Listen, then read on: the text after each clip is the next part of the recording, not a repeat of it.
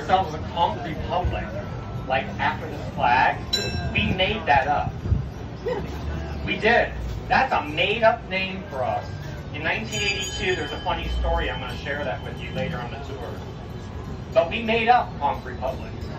At first, this place was settled by Native Americans. And they called this place Chuchiaga, or something similar to that. And then the Spanish come here, they call it Cayo Hueso. That's another name that went by. When John Simonton bought the island in 1822 from the Spanish, he called it Thompson's Island. He named it because the Secretary of the Navy was named Thompson. But he got in his good graces, then he sold a bunch of land to the Navy and brought the Navy here, so that was smart of him. But then it was shortly after 1822, 1828, so 6 years later, that we actually became Key West. Then we got our name permanently like that. Yeah. So this was our first coaling station on the island for steamships. On the right, that's our mini mall now. But next to it is the original custom house, built in 1891. Isn't that a beautiful brick building? That's called Richardsonian Romanesque architecture. That's the style. Our federal buildings, our federal offices, post office, wrecking port, and custom house were in there. Now it's the Art Historical Society. They run the best exhibits on the island out of there. Highly recommend that. They have a really cool exhibit by Guy Harvey sketching Old Man in the Sea, Hemingway's story, as you climb the stairwell in there. It's really fascinating. Really neat to see, too, the original artwork. Next to it is Mel Fisher Maritime Museum here on your right-hand side with 2 shutters. He was a treasure hunter out of California who did his homework. He studied archives at different customs houses, found that there were 2 wrecks never discovered on our islands. 2 Spanish galleons, the Atocha and the Santa Margarita, went down in 1622. Mel Fisher found them in 1985. So they stayed there all that time, 1622 to 1985. He brought up over $400 million in treasure. Gold, silver, emerald, diamonds, rubies. His family still dives those wrecks to this very day. They're still bringing stuff up. Coins, a lot of coins. Emerald last fall. Yeah. Here is stop 1A at the Presidential Gates, folks. Up this walkway, 100 yards up to your left, is the Truman Little White House, named for Harry S. Truman. He came to Key West and acted as president in the Navy building there. That's why they call it the Little White House now. And these presidential gates are only open for sitting or visiting presidents. Is anybody hopping out here at stop 1A? Nope. We'll just continue on. The last presidents these gates were open for, that I remember, are the Clintons when they were here. That not as president, they were visiting. Now the great-grandson of Truman, they come here all the time, every year. They were actually the last visitors, but not presidential visitors. Here on the right-hand side is the birthplace of Pan Am, American Airlines. First ticket, international flight, Key West to Cuba, round trip, $9. Not bad, right? This house is the second oldest house in Key West. It has a really unique feature. You're going to see, keep looking on your right, near the front door, is a pirate's well. The first freshwater source found here, other than Mother Nature's rainwater. That was back in 1700s. Coming up on the right-hand side is this big house on the corner was Dr. Joseph Yates Porter's house, our first health minister in Florida. He was actually born in that house in 1847, died in the exact same room 80 years later.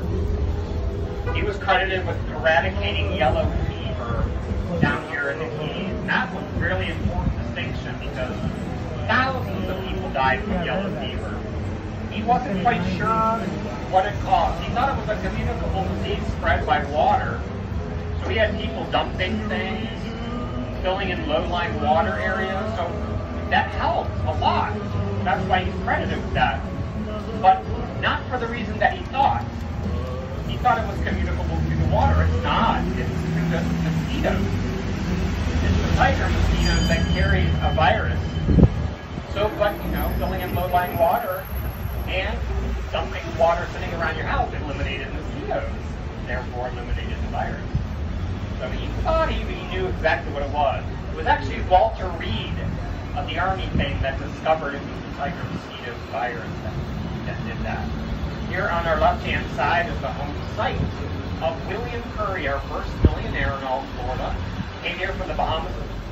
Teenager, made his fortune, left it to his children. His youngest son, Milton, tore down his dad's house and built that one in 1901 for $13,000.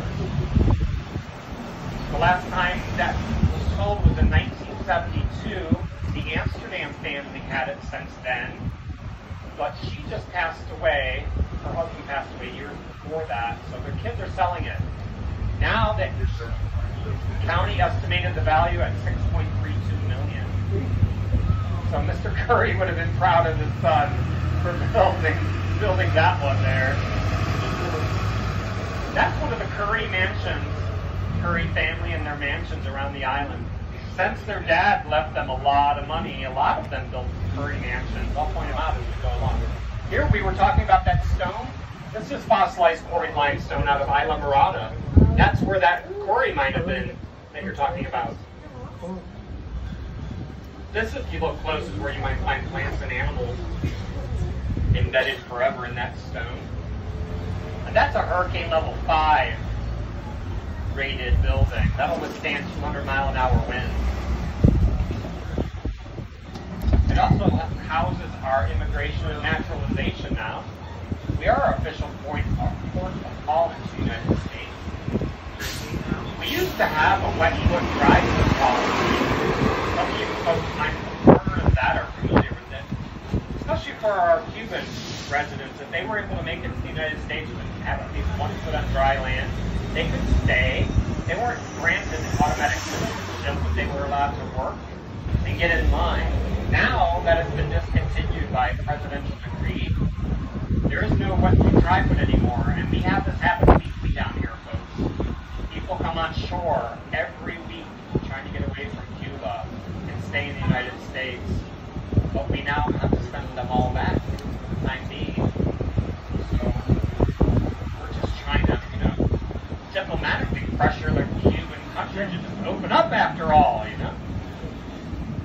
We hope so for those folks anyway. We're all along the historic seaport out on our left-hand side. I'm going to go up and move around that little area. And we'll come back down this way in just a moment. Coming up on your right-hand side is Pepe's, our oldest eatery in Florida, 1909, in South Florida, that is. That's where Harry Truman would sneak away from the Secret Service. Yeah, he'd be hiding in there. He got the nickname Truman the Human for that. He'd love to go in there and just talk with people. He was amazed sometimes to find people had no idea he was the president. So he would just start talking politics and see what people thought about how the country was being run. And here he is, president getting an earful.